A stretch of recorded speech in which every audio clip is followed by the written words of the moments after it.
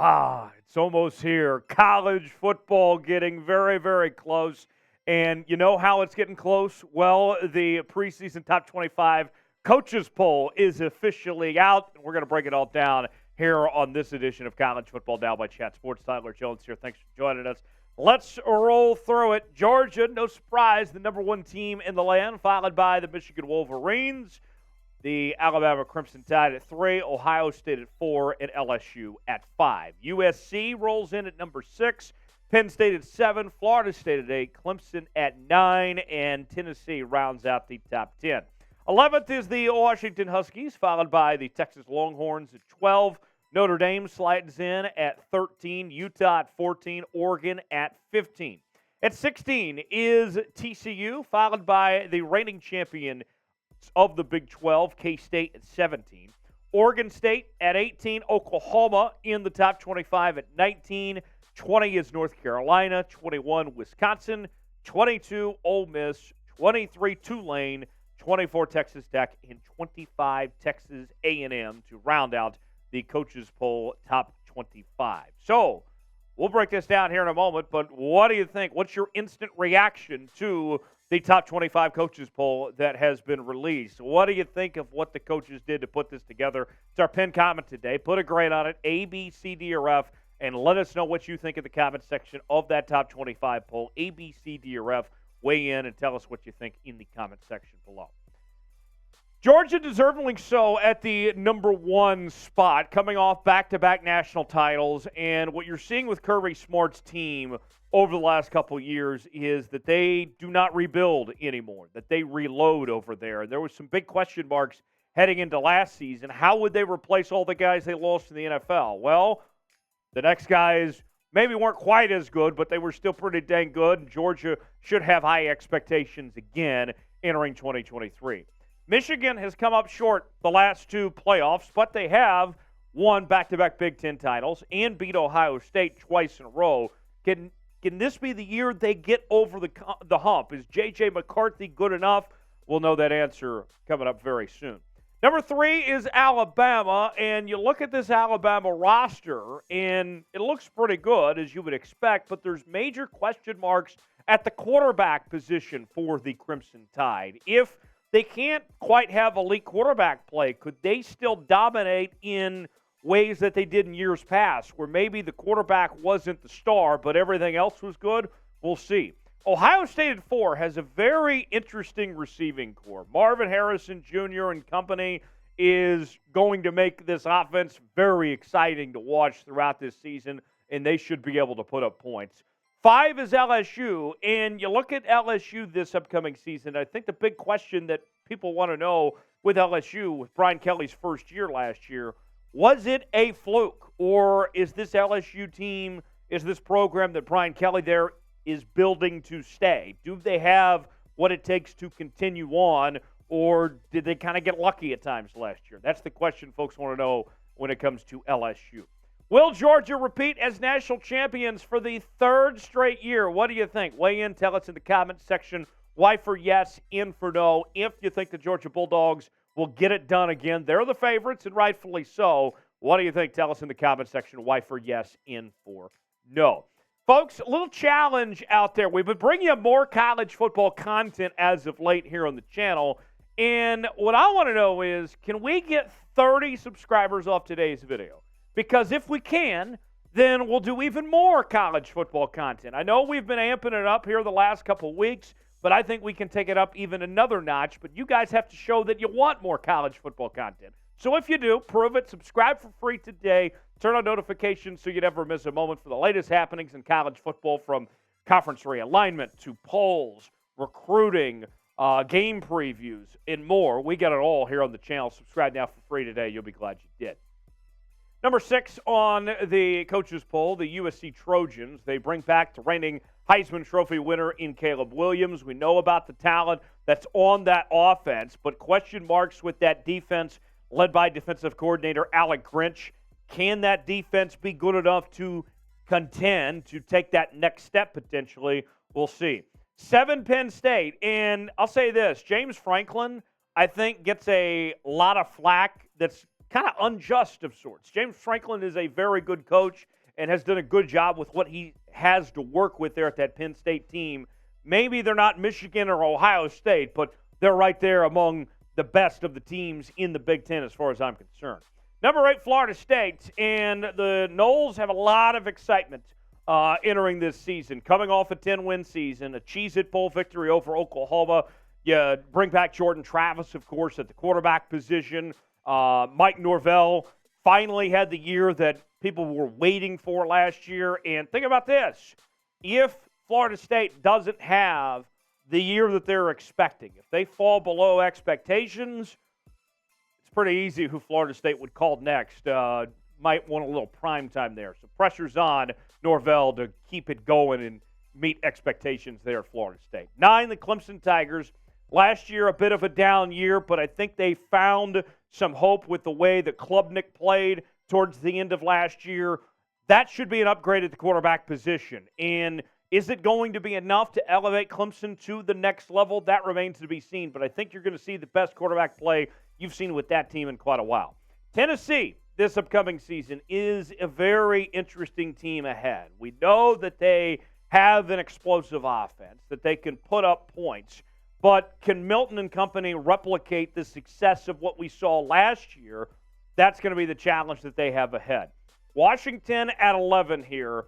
Washington, remember the big thing the last couple of years was that they had fallen behind in recruiting. Now have they caught up, essentially? Is their roster good enough to compete? We'll see. 12, Texas. I think Texas is the best team, the most talented team in the Big 12 Conference.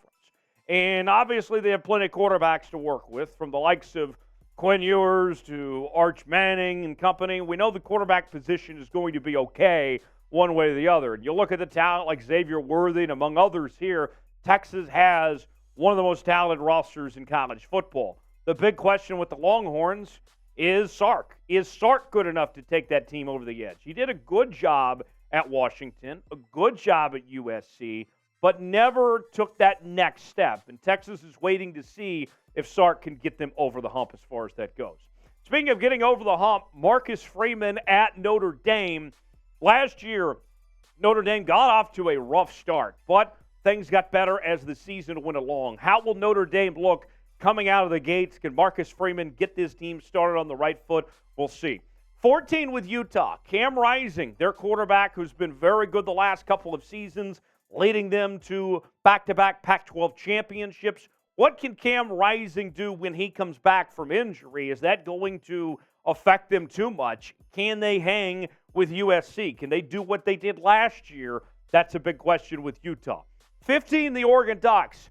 Oregon got handed a shellacking by Georgia to begin the season last year, the Chick-fil-A Kickoff Classic. Not a great start for Dan Lanning for his career with the Oregon Ducks, but had a nice finish after they got rid of some of their demons early on. They were a much better football team. Can the Ducks pick up from where they left off? We'll see.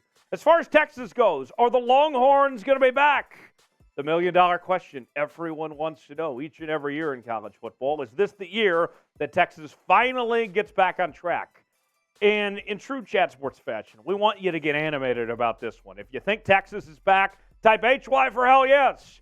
If you don't think Texas is back, type HN for hell no. Let us know what you think. Give us your best Sam Ehlinger or Joe Tessitore, and let us know what you think in the comments section if Texas is back or not.